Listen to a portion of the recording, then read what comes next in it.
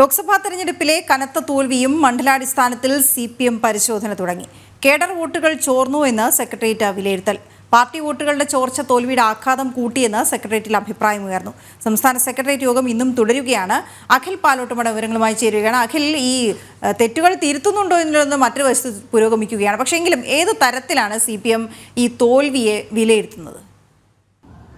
വീണ, ഇന്നലെ ആരംഭിച്ച CPM-ന്റെ സംസ്ഥാന നേതൃയോഗം ഇന്നാണ് അതിലെ സംസ്ഥാന സെക്രട്ടേറിയറ്റ് അവസാനിക്കുന്നത്. ഇന്നലെയും ഇന്നുമായി സംസ്ഥാന സെക്രട്ടേറിയറ്റ് യോഗമായിരുന്നു നടന്നത്. ഇന്നലെ രാവിലെ 10 മണിക്ക് ആരംഭിച്ച യോഗം വൈകിയാണ് ഇന്നലെ സെക്രട്ടേറിയറ്റ് അവസാനിച്ചു വരുന്നത്. ഇന്ന് രാവിലെയും സെക്രട്ടേറിയറ്റ് യോഗം ആരംഭിച്ചിട്ടുണ്ട്. പക്ഷേ ഇന്ന് രാവിലെ സെക്രട്ടേറിയറ്റ് യോഗത്തിന് എത്തുമ്പോഴും ആരും തന്നെ പ്രതികരിക്കാൻ തയ്യാറായിരുന്നില്ല. പക്ഷേ നമുക്ക് മനസ്സിലാക്കുന്നതനുസരിച്ച് ഇപ്പോൾ വലിയ വിജയപ്രതീക്ഷ കഴിഞ്ഞ ലോക്സഭാ തെരഞ്ഞെടുപ്പിൽ CPM വച്ചു പുലർത്തിയിരുന്നു. 4 മുതൽ 6 ലോക്സഭാ മണ്ഡലങ്ങളിൽ വരെ വിജയമുണ്ടാകുമെന്നൊരു പ്രതീക്ഷയായിരുന്നു അവർ വച്ചു പുലർത്തിയത്. അതുകൊണ്ട് തന്നെയാണ് മണ്ഡല അടിസ്ഥാനത്തിൽ എവിടെയൊക്കെയാണ് വോട്ട് ചോർച്ച ഉണ്ടായത്, പാർട്ടിക്ക് എവിടെയാണ് വീഴ്ച സംഭവിച്ചത്, ഏത് തരത്തിലാണ് പാർട്ടിയുടെ കേഡർ വോട്ടുകളിൽ പോലും തരത്തിൽ വീഴ്ച സംഭവിച്ചതെന്ന അടിസ്ഥാനത്തിൽ മണ്ഡല അടിസ്ഥാനത്തിൽ തന്നെ, അതായത് പാർട്ടിയുടെ ഏരിയ ലോക്കൽ കമ്മിറ്റി അടിസ്ഥാനത്തിൽ തന്നെ അതൊരു വിശദീകരണമായ പഠനം നടത്താൻ വേണ്ടി ഒരു അന്വേഷണ കമ്മീഷനെ പോലും നിയോഗിച്ചുകൊണ്ടുള്ള തിരുത്തലിലേക്കാണ് പാർട്ടി പോകാൻ വേണ്ടി തീരുമാനമെടുത്തിരിക്കുന്നത്. നാളെ ആരംഭിക്കുന്ന CPM സംസ്ഥാന സമിതി യോഗത്തിലായിരിക്കും ഇതിന്റെ അന്തിമമായ ഒരു തീരുമാനമെടുക്കുക. ഇതിലൊരു പ്രധാനപ്പെട്ട കാര്യം അതിൽ അവർ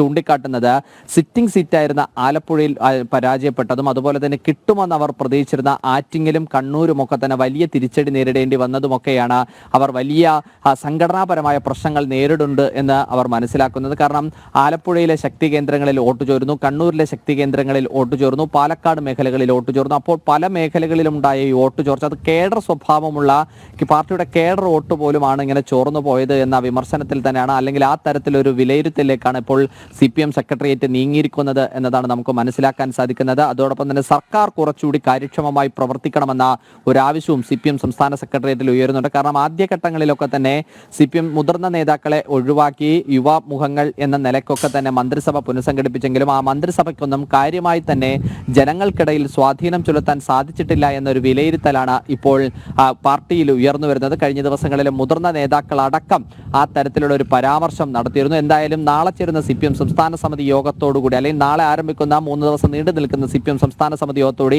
5 ദിവസം ഉണ്ടായിരുന്ന നേതൃയോഗത്തിൽ നിർണായകമായ തീരുമാനം CPM സംസ്ഥാന നേതൃയോഗത്തിൽ ഉണ്ടാകും എന്ന് തന്നെയാണ് നമുക്ക് ഈ ഘട്ടത്തിൽ മനസ്സിലാക്കാൻ സാധിക്കുന്നത്. ഈ തിരുത്തലിനും അപ്പുറത്ത് എന്തെങ്കിലും നടപടിക്രമങ്ങൾ വേണമെങ്കിൽ ഈ യോഗങ്ങളിലൊക്കെ തന്നെ പാർട്ടിയുടെ അഖിലേന്ത്യാ ജനറൽ സെക്രട്ടറിയായ സീതാറാം യെച്ചൂരിയും അതോടൊപ്പം തന്നെ പോളിറ്റ് ബ്യൂറോ അംഗമായ പ്രകാശ് കാരാട്ടും പങ്കെടുക്കുന്നുണ്ട്. അപ്പോൾ കേന്ദ്ര കമ്മിറ്റിയുടെ ഏതെങ്കിലും നിർദ്ദേശങ്ങൾ കൂടി ഇതിലേക്ക് ഉണ്ടാകാനുള്ള ഒരു സാധ്യതയുണ്ട്. എന്തായാലും നിർണായകമായ ഒരു യോഗം തന്നെയാണ് ഇപ്പോൾ നടക്കുന്നത്. കാരണം പാർട്ടിക്ക് ഒരു തിരിച്ചടി നേരിട്ടിരിക്കുന്നു. കാരണം കഴിഞ്ഞ ഈ ലോക്സഭാ തെരഞ്ഞെടുപ്പിൽ ഏകദേശം 21ഓളം വരുന്ന നിയമസഭാ മണ്ഡലങ്ങളിൽ മാത്രമാണ് പാർട്ടിക്ക് മുന്നേറാൻ സാധിച്ചത്, അല്ലെങ്കിൽ 1ാം സ്ഥാനത്ത് എത്താൻ സാധിച്ചുള്ളൂ. അത് വലിയ തിരിച്ചടിയായിട്ടാണ് പാർട്ടി വിലയിരുത്തുന്നത്. അതുകൊണ്ട് സർക്കാർ കാര്യങ്ങളിൽ പോലും ചില മാറ്റങ്ങൾ ഉണ്ടാകാനാണ് സാധ്യതയുള്ളത്. വീണ.